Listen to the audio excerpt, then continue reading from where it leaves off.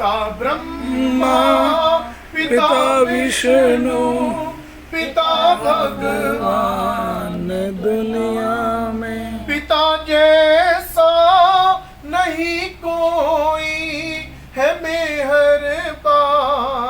दुनिया में। पिता ब्रह्मा, पिता विष्णु, पिता भगवान दुनिया में। पिता ब्रह्मा, पिता विष्णु, पिता भगवान दुनिया में। ये बच्चों के लिए चुन चुन के लाता आप दाना है, ये लाता आप दाना है। ये एक एक जोड़ कर तिनका बनाता आशियाना है, बनाता आशियाना है। ये एक एक जोड़ कर तिनका बनाता आशियाना है, बनाता आशियाना है।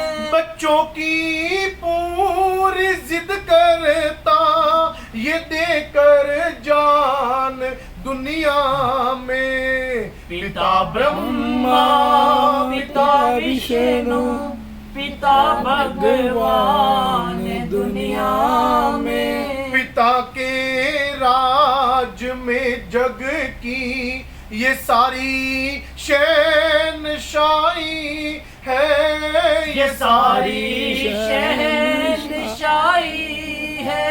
बचपन में आपस में दो बच्चे लड़ते हैं ना, ध्यान देना, बहुत अच्छी बात है ये शब्द सुनना कि पिता के राज में जग की सारी शहनशाही है। जब पिता होता है ना तो बच्चा अपने आप को शहनशाह समझता है। दो बच्चे आपस में लड़ रहे होते हैं और एक बच्चा उसका कॉर्नर पकड़ के क्या बात कहता है, क्यों तेरे बाप का राज है। आज वो बात कितनी सच्ची लग रही है कि पिता के होते राज होता है बच्चों का, कि बच्चा अपने आप को शहनशाह समझता है। मुझे किस चीज की कमी है, मेरे सिर पे मेरा पिता बैठा है। पिता के राज में जग की ये सारी शहनशाही है, ये सारी शहनशाही है। पिता के प्यार की कीमत नहीं जाती चुकाई है, नहीं जाती चुकाई है। पिता के नाम से बनती है, बनती शान बच्चों की। पिता ब्रह्मा, पिता विष्णु, पिता भगवान दुनिया में। ये बन के आसमां करता पिता बच्चों पे साया है, पिता बच्चों पे साया है। घर की चार दीवारी बनी हो, ध्यान देना, चारों दीवारी जितनी मर्जी ऊपर उठा लो, लेकिन अगर उसके ऊपर छत नहीं रखी हुई ना, कोई उसको नहीं कहेगा कि ये मकान है। कोई कह सकता है बिना छत वाले को मकान? नहीं कहता ना। हम तुम तो दीवारियां हैं, हम तुम तो कोने की दीवार है, लेकिन जो छत होती है ना वो होती है हमारे पिता, कि बच्चों चिंता ना करो मैं बैठा हूं। ये बन के आसमां करता पिता बच्चों पे साया है, पिता बच्चों पे साया है। नहीं तो ऐसा लगता है ये सारा जग पराया है, ये सारा जग पराया है।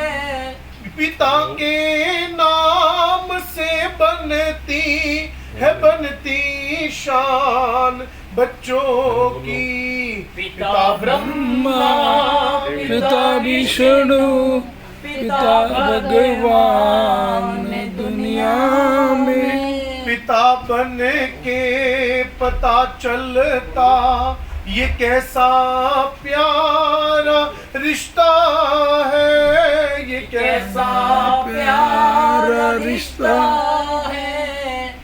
जीवन के अंदर ध्यान देना, बच्चे जब होते हैं ना तो पिता के सामने डिमांड तो रख देते कि पापा ये ला कर दो, लेकिन हम समझ नहीं पाते कि पिता की पदवी क्या है।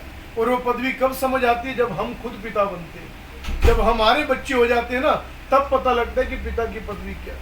कि पिता बन के पता चलता ये कैसा प्यारा रिश्ता है, ये कैसा प्यारा रिश्ता है, ये कैसा प्यारा रिश्ता है। उतर आया जो जन्नत से पिता वो ही फरिश्ता है, पिता वो ही फरिश्ता है, पिता वो ही फरिश्ता है। इन्हें दुख देकर सुख पाती नहीं संतान दुनिया में।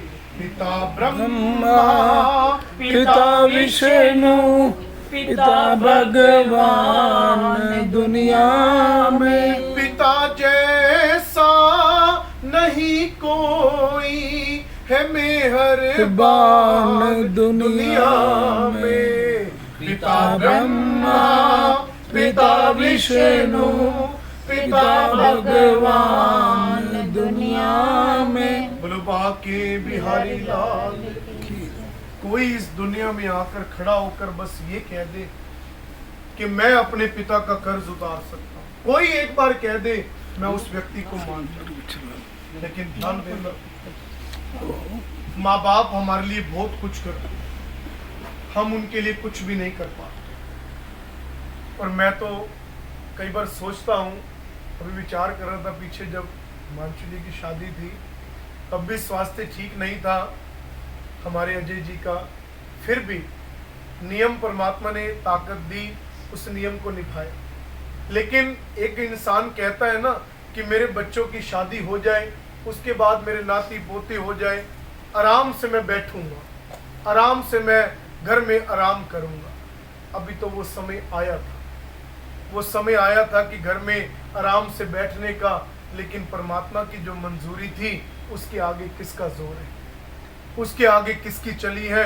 आज तक नहीं चली। नतमस्तक हमें होना ही पड़ता है, मानना ही पड़ता है, क्योंकि क्या करे, कोई रास्ता नहीं। ध्यान देना, दो चीजें गरुड़ जी का संदेश है, बहुत अच्छी बात और समझने की बात है, हमेशा याद रखने की बात। एक करके भूल जाना और दूसरी हमेशा याद रखना, दो बातें ध्यान देना।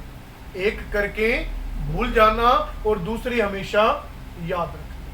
पहली है करके भूलने की। मान लो आपने किसी व्यक्ति का भला किया, चाहे वो कोई भी है, आपके परिवार में से है, आपके सगे संबंधी है, आपका रिश्तेदार है, आपका पड़ोसी है, आपका जानने वाला है, आपका पहचानने वाला है, कोई भी अगर है, अगर आपने उसका भला किया है तो भगवान क्या कहते हैं? भला करते ही भूल जाओ, उसको मन में दोहराओ मत कि ये भूखा मरता था, मैंने इसको दिया खाने के लिए, रोटी दी या पैसे दिए। नहीं, आपको कोई अधिकार नहीं है। आपने भला कर दिया, इसका फल आपको परमात्मा देगा। आप भला करते ही भूल जाओ, उसको दोहराओ मत। अब ये तो होगी भूलने की चीज। और याद रखने की, मान लो किसी व्यक्ति ने आपका भला किया, दुखित समय में जिसने आपका साथ दिया है, भगवान कहते हैं उसको जिंदगी भर याद रखो कि इसने बुरे वक्त में मेरा साथ दिया था, मेरे साथ खड़ा हुआ था, तो उसे कभी भूलना मत, जिंदगी मत भूलो। भला करके भूल जाना और जिसने भला किया है उसको जिंदगी भर आप याद रखें। ये दो बातें बड़ी ही महत्वपूर्ण संदेश गरुड़ पुराण जी के माध्यम से हैं। और भगवान कहते हैं कि विंतानंदन, पुण्य कर्म और बच्चे के द्वारा किया गया कर्म उस प्रेत आत्मा को धर्मात्मा बना देता है।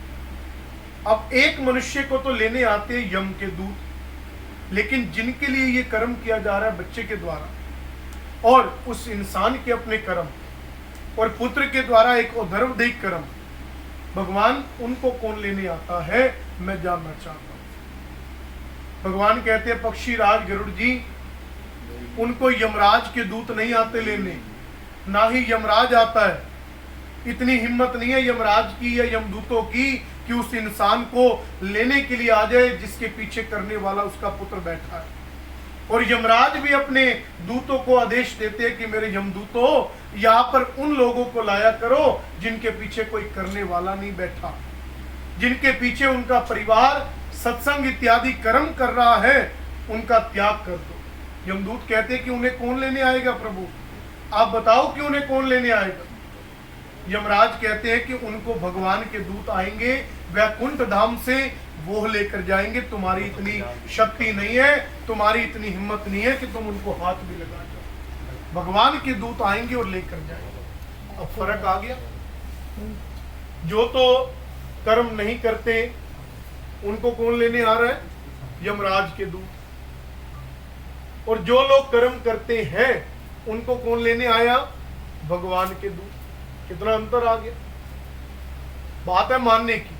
देखो इस जल के अंदर मैं प्रार्थना करूंगा प्लीज सभी परिवार से, क्योंकि समय किसी की परवाह नहीं करता, ये बात ध्यान में रखना हमेशा। समय की घड़ी आगे बढ़ती जा रही है और ये पुराण कथा आज का अध्याय कल नहीं आएगा, कल दूसरा अध्याय आएगा। आपके हित की ये कथा है। ध्यान पूर्वक, दुनिया की बातें सब होती रहेगी लेकिन ये समय बड़ा महत्वपूर्ण है। इसको ध्यान पूर्वक अपनी बुद्धि में बिठाना, ये आपके ही काम आएगा। कितना अंतर आ गया गरुड़ जी, यम के दूत और भगवान के दूत। यम के दूत है, उनको नरक के दर्शन भी करा रहे हैं। जो कल आपने नरक के नाम सुने होंगे, अंधता मिस्त्र, लो शंकु, महारोरव, कुंडमल, काल सूत्रक, लोहितोद, संप्रतापन, महानिर्रे, कंकोल, संजीवन, कुंभी, पाक, तपन, ये सारे नरकों के नाम। यम के दूत नरकों से लेकर जाते हैं, लेकिन भगवान के दूत सीधा वैकुंठ को ले जाते। कितना अंतर है।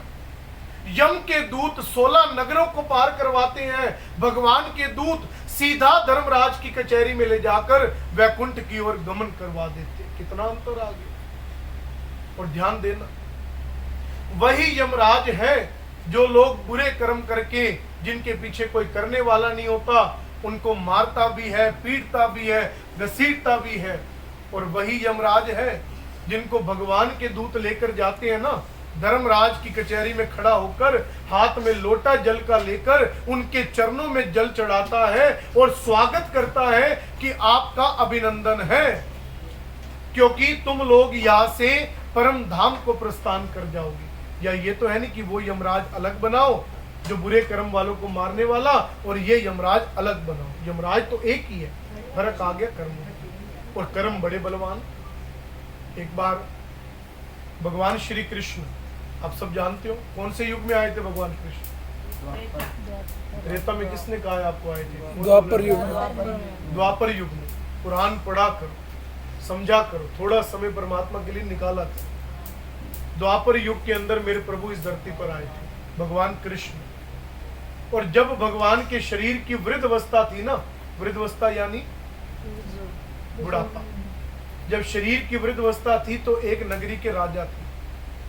वो नगरी आज भी विद्यमान है, गुजरात के अंदर द्वारका के नाम से प्रसिद्ध है। द्वारकाधीश थे मेरे प्रभु, द्वारका के नाथ थे, द्वारका के राजा।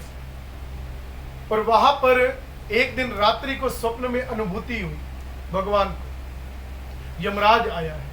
यमराज आया है, कहने लगा प्रभु वैसे तो मेरी कोई औकात नहीं है कि मैं प्राण आपके लूं, लेकिन फिर भी प्रभु विधि के विधान को आपने बनाया है। कल प्रातःकाल मुझे वैकुंठ से भेजा गया है कि भगवान कृष्ण को यह बात बता दी जाए कि उनका समय पूरा इस धरती पर हो गया है। भगवान को भी जाना पड़ा कि ठीक है यमराज, आप अपना कार्य करो, जो आपका धर्म है उसको निभाओ। आप ये मत देखो कि मैं भगवान रूप में आया हूं तो आप मेरे प्राण नहीं लोगे। उससे पहले कि मैं मानव हूं, मैं मनुष्य। अगला दिन हुआ, अगला दिन हुआ, प्राणों को त्यागने का समय आ गया। भगवान बैठे हैं, द्वारका के बाहर ही एक वट वृक्ष खड़ा है, उस पेड़ के नीचे जाकर मेरे प्रभु बैठ गए हैं, एक टांग उठाई हुई और एक फोल्ड की हुई, जैसे मेरे भगवान कृष्ण बैठते हैं। आज शिकार खेलने के लिए ऋषि सदानंद जी का पड़पोतर राजा वसु आया। देखता है कोई लाल सी चीज चमक रही है, सोचता है कोई हिरन है, शिकार बन जाएगा। धनुष पे तीर लगा दिया और वो तीर लाल सी चीज पर चला दिया। जैसे ही वो तीर लाल सी चीज पर लगा, वो लाल सी चीज क्या थी पता है आपको? भगवान के पैर की मणि। भगवान कृष्ण के चरण थे, पैर थे, वहां पर तीर लग गया। लाल क्यों थे चरण? रंग तो सांवला था। चरण लाल इसलिए से भगवान के चरणों में बैठी थी माँ लक्ष्मी, उनकी अर्धांगिनी, उनकी पत्नी, जिसके कारण भगवान के पैर लाल थे। अब तीर लगा, खून निकलने लग गया। बच्चा आगे आया, देखता है कि कोई लाल सी चीज चमक रही थी और मैंने तो हिरन सोचा था, लेकिन ये तो बाकी बिहारी बैठी है।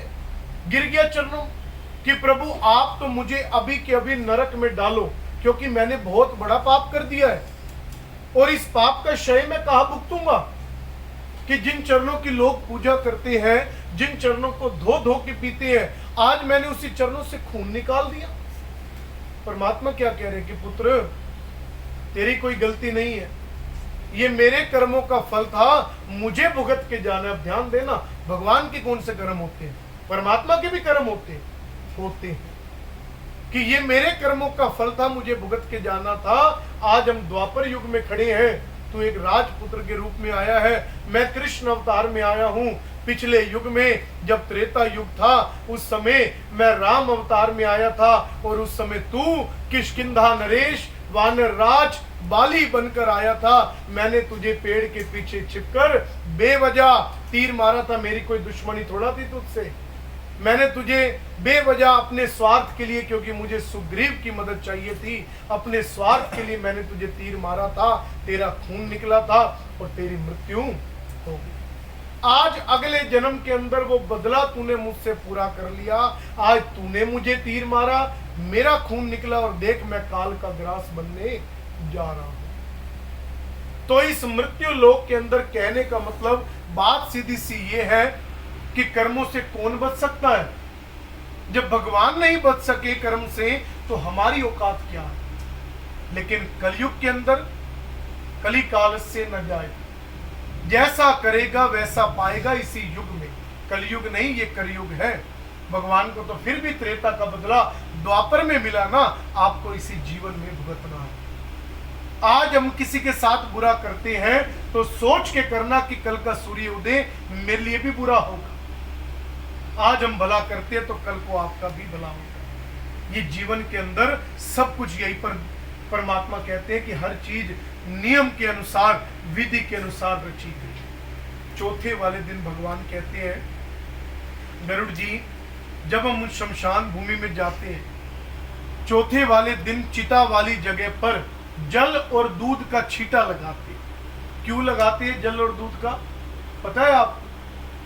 जल दूध मिक्स करके आपने लगाया होगा, बाल्टी के अंदर दूध भी डाला था और जल भी डाला था, उसका छींटा मारा गया चिता वाली जगह पर। चिता का आकार गर्म है, अग्नि के संपर्क में हमने शरीर को रखा, वो चिता गर्म है और दूध और जल को मिक्स कर दिया जाए तो क्या बनती है? वो कच्ची लस्सी।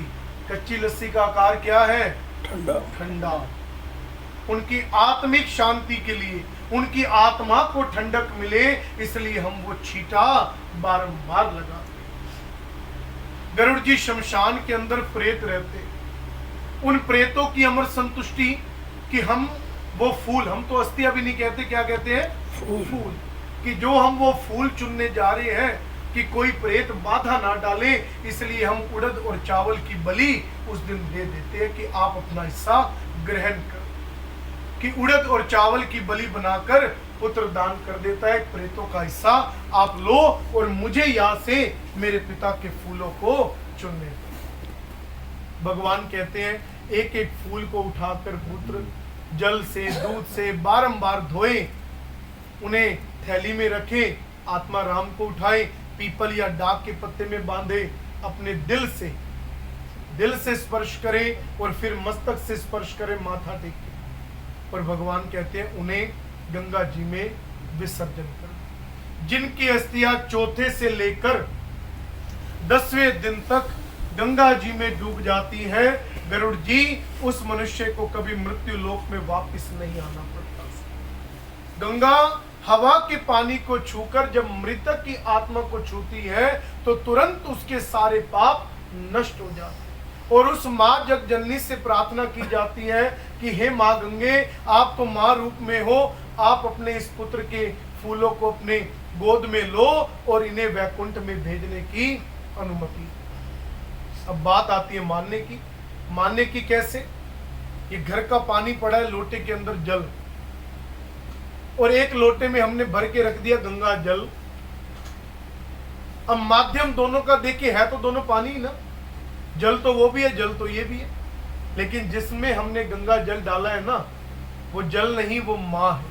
कहते हैं ना, मानो तो गंगा भी माँ है, ना मानो तो बहता जैसे और नदियां बह रही है ऐसे वो भी बह रही है। बात है मानने की कि ये जल नहीं, ये माँ है हमारी, माँ रूपनी मोक्षदायिनी माँ गंगा है।